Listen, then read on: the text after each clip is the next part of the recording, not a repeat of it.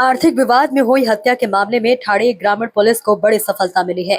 Police ने महज 48 घंटे के भीतर हत्या की गुत्थी सुलझाते हुए 2 आरोपियों को गिरफ्तार कर लिया है। 27 मई को शाहपुर पुलिस थाना क्षेत्र के दहागांव इलाके में एक व्यक्ति की हत्या का मामला सामने आया था। जांच में खुलासा हुआ है कि 3 लाख रुपए के लेन देन के विवाद में इस वारदात को अंजाम दिया गया।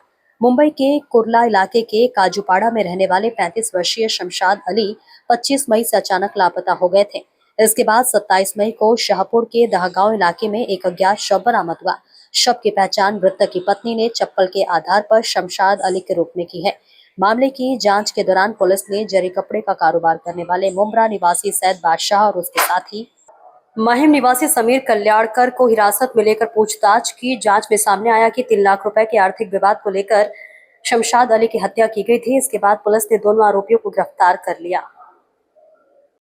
रोड जो हायवे आहे, हायवे रोड पासून साधारण 30-40 मीटर आतमध्ये ग्राउंड होता। तिचं डोळे बांधून होते, त्याचे हात आणि पाय दोन्ही बांधून ठेवले होते आणि त्याचे मल्टिपल त्याच्यावर वार पब्लिक सर्व्हिस प्रमाणे। सगळ्यात मोठा चॅलेंज होता त्याची आयडेंटिटी एस्टॅब्लिश करणे, कारण बॉडी बऱ्यापैकी कुजलेली होती, चेहरा ओळखू येत नव्हता। पण मग माहिती येते त्या अनुषंगाने 1-2 पोलीस स्टेशनमधून आले, परंतु व्हेरीफाय झाल्यावर लक्षात आलं की ते नाही आहे। पण साकीनाका पोलीस स्टेशनमधून आम्हाला एक इन्फॉर्मेशन होती।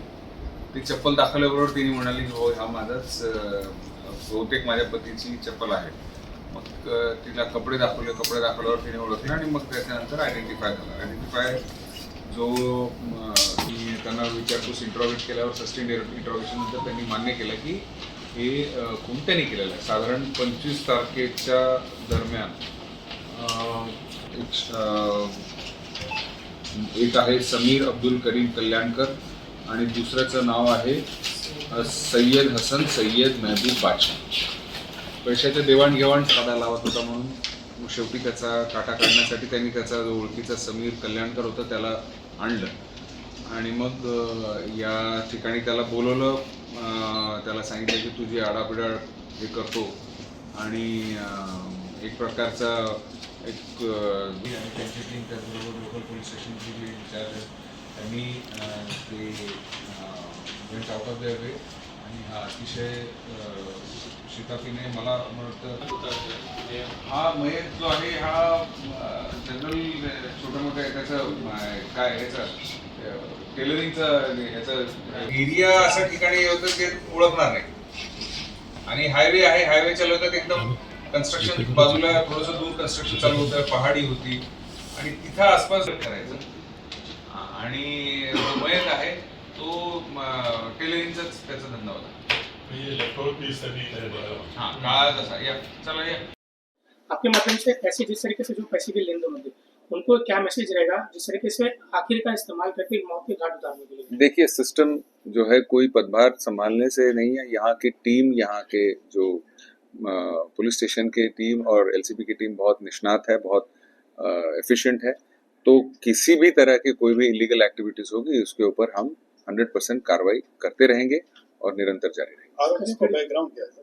ये आरोपी जो था, ये जो मेन आरोपी जो था वो जरी वर्क करने वाला था और इनफैक्ट मयत भी जो है वो भी गारमेंट के इंडस्ट्री में टेलरिंग का काम करता है। तो कस्टडी कितनी? अभी हम कोर्ट में हाजिर करेंगे।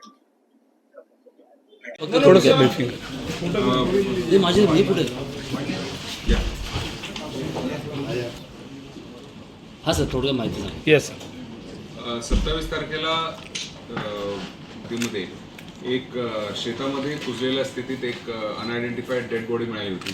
साधारण 35 ते 40 वय असण्याचा अंदाज होता आणि बऱ्याच ठिकाणी कोणत्या तरी धारदार शस्त्राने त्याच्यावर वार झाला होता आणि त्याच ह्याच्यामध्ये त्याचा मर्डर झाल्याची एक कयास